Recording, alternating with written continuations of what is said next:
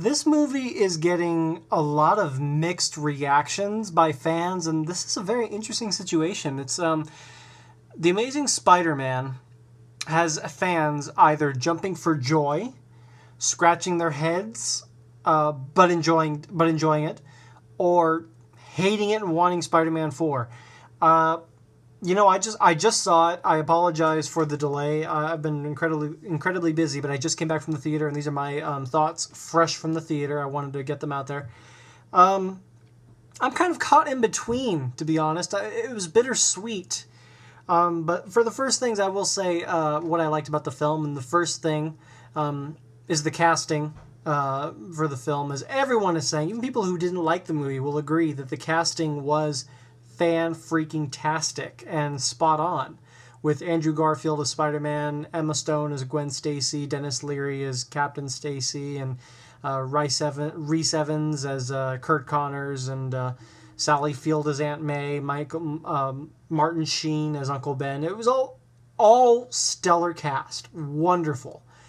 Another thing that I loved about the movie that I think a lot of people will agree, and if not everyone, that this is Spider-Man. Like, the smart-ass jokes, the high-flying, the over-the-top aerobatics, the theatrics of it all.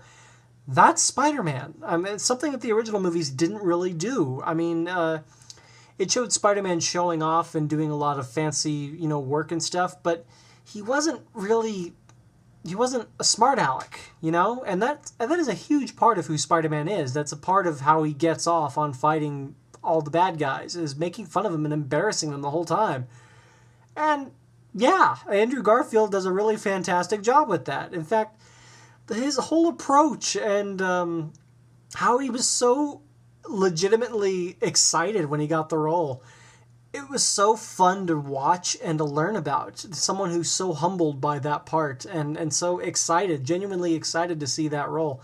He's a fan, and it comes through. You can definitely see that he spent a lot of time and effort getting the right levels of Spidey and Peter Parker in, and it all works wonderfully. The chemistry between Emma Stone and Andrew Garfield is strongly evident, and hopefully we'll be, see more of that in the sequel. Now for the things that I either didn't like or wish they would have shown a little more of. And I think the thing that I'll start off with is the pacing of the film. It feels a lot like The Incredible Hulk, in that I think that the studio really wanted to go in a different route from the last film. Too slow, too melodramatic, what have you. And I think that they kind of went too fast at certain parts, certain key moments that I really wish they would have slowed down, because, like I said, they have a fantastic cast to use. And they did. But certain moments I felt were not there. I love the aspect of going through the untold story, quote unquote, with Peter's parents. But, that wasn't really a huge part of the film. It was a big setup, and also felt like kind of a bait and switch a little bit. I mean, it was a great first way to start the movie, but not much else left to it, and kind of the adventure just kind of picks up. And I think one of my problems was with Uncle Ben. The relationship between Peter and Uncle Ben, and even Aunt May, I'll say, doesn't feel as family-oriented. And I wouldn't have a problem with that. I mean, I would be totally open to seeing a kind of strained relationship, or maybe a not non-existent, but one that's definitely damaged. If you're going to play up the lost parents angle and how he's so angry and angsty about that, that's totally fine. I love that. But I didn't really see any moments where Uncle Ben really means a lot to Peter, or that, moment where they have a serious talk, or a bonding moment. There really wasn't any bonding scene. It was kind of expected for you to understand that, and for you to fill in the blanks. And while I understand that you don't want to spend too much time in the origin, I'm not asking them to redo the origin. You don't have to do that, but I wanted more to really feel like when Uncle Ben dies, like I feel it. I'm not just feeling something because I know it's Uncle Ben. I know he has to die, but he's been set up. There's a dynamic. That's the one thing the original film did very well. I mean, they really built up a relationship between the family. So when he dies, and they make it very big, as it should be. The movie the pacing was very fast. I'm not a fan of the pacing most of the time. I think in the action sequences it paid off. But for a lot of the dramatic moments, I really wish it would have slowed down and taken the time to really play off those great moments. I felt like there was a lot of missed opportunity. And that might be just lost in the editing room. There might be some great scenes that got left out. This is why I keep comparing it to The Incredible Hulk. Just so many things I wanted to do in one movie. And, got some fans excited. I think the one thing that this movie has done that I love is it's set excellent groundwork for this new Spider-Man franchise. This movie's not perfect, but they got the heart and tone of Spider-Man just right. I love the tone of the movie and how more realistic and dark it is. And you know what? People might not like that, but I personally do. I find it a heck of a lot more relatable than the farcical, whimsy Spider-Man Sam Raimi films. And yes, they do have their appeal, they have their charm, but they're hokey. They're really hokey. And I think an audience today with enough superhero films needs more. And Spider-Man is not a dark character, and people argue this back and forth, but you know what? Having a darker film with Spider-Man in it is not a bad thing. And in fact, I enjoyed that. Rhys Evans as Curt Connors, I love Rhys Evans. He's a fantastic actor. But I really feel like they missed a beat with Curt Connors because, they really could have played off of the Curt Connors mentor figure that he really is in the comics. He kind of fills a void in Peter's life. Peter looks up to him. And there was a little bit of that, but it was kind of more hinted at or alluded to. No more filling in the blanks because he worked with his father, so obviously there's there's some kind of admiration and respect there. But I wanted there to be more of like a, even if it was just a talk, something, one scene or a conversation about Kurt talking about Peter's parents and how amazing they were and how maybe after a long montage, perhaps, of all this science work and amazing things. And they played up the smart Peter very, very well. I really liked that. That's a core part of who Peter Parker is, and they got that right. After a long montage of maybe working together on science and working together and growing closer, we don't need to see all of that, but maybe after some kind of sequence, cut to a, like a conversation or something, maybe laughing about something, and then have Kurt reminiscing about Richard Parker and how Peter reminds him of him. And in that moment, you see the two finally click. It goes from a teacher-student relationship to a really more of a mentor relationship, maybe kind of like a father figure almost. And that would have added more drama, added more tragedy to the Curt Connors story. And that's what it is. It's a tragedy. It depends on how you read it. Unfortunately, in this film, they made it more of just a flat-out monster villain with not much depth to it, unless you know the mythology and the comics and the story. But yeah, they really could have played a heck of a lot more with that, and they didn't, unfortunately. I'm really very disappointed in that. In fact, his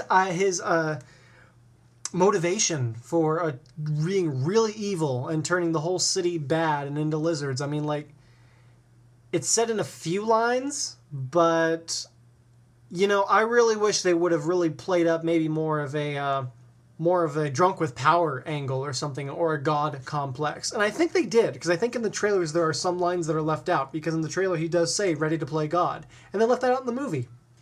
So I think there's footage lost. But I like the idea of him being a giant lizard and finding a new species of evolution or whatever. You're drunk with that much power. I like that. It works. Like The Fly. Excellent example. That's, it's been done before. It works. It can happen. But here it's just he's like a cardboard villain. A cardboard cutout villain. And he's like, we got to stop him. And the drama just wasn't there, other than there being just, a flat-out superhero, gotta save the day story, which We need more. You can't get away with that anymore. Maybe to get the people in the theater, but if you really want to make a lasting good impression and a continued franchise, that don't cut it no more. But with that said, Rhys Evans played an excellent Kirk Connors for what the material there was. Like, totally bought him in the role. It was excellent. Yeah, not much else to say. I think a huge missed opportunity, especially with an actor like that. Oh yeah, one more thing that bothered me is that for as, quote, dark or, quote, realistic, and in fact I don't even think that word applies after seeing it, that the film tries to be, you know, Peter does some pretty incredibly amazing things when he's discovering his powers, or even just showing off, that people will notice, you know? He bends a football post. He breaks a basketball hoop. He flat out jumps at the top of a subway car. People are going to talk about that. They're going to be in shock. And everyone in the movie seemed to just accept it, you know? I could probably overlook it. I can forgive it because it's Spider-Man. It's a movie. And in fact, you know what? If this were any other superhero movie, I would not be as lenient as I am with this movie because I am so happy with the heart of the characters and how they got that right. And the chemistry. But yeah, case in point, I think the one thing that did for me that I just couldn't get over was when Peter is angry and he angrily shuts the door behind him and he slams all the glass out of the window, or the door. And Uncle Ben kind of looks at it and looks at all the glass on the ground. And rather than him and Aunt May just kind of look in shock of the door just being broke, Uncle Ben just kind of ignores it, goes after Peter, like, it happens. Doesn't happen. What? No, that's ridiculous. Address what just happened. That is extraordinary. So that bothered me. And in fact, one more thing that bothered me about Uncle Ben, I keep going back to him. I guess he was my main problem with the movie.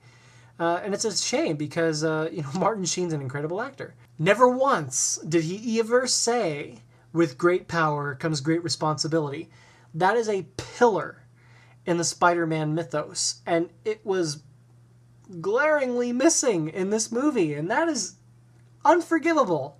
I can't look past that. That is just wrong.